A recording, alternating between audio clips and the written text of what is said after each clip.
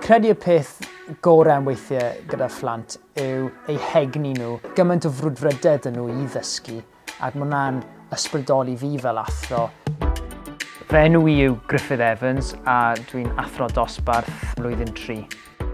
Ymunes i ar sector addysg tra bod fi mas o waith actio. Penderfynu'r gorau dwi erioed i wneud. Y peth nath y tynnu fi at addysg yn benodol o defnyddio'r celfyddydau i wneud pynciau yn ddiddorol i blant, ysbrydoli'r rhai sydd falle'n llai academaidd. Y Pasbort Dysgu Proffesiynol yw'r lle canolog i'r athro i roi deunyddiau gwahanol ar gyfer pynciau gwahanol. Manteision y PDP yw gallu gweld sut ydych chi'n gallu gwella fel athro. Pa safonau ydych chi angen gweithio arni? Enghraifft, ydych chi angen gwella eich sgiliau Cymraeg.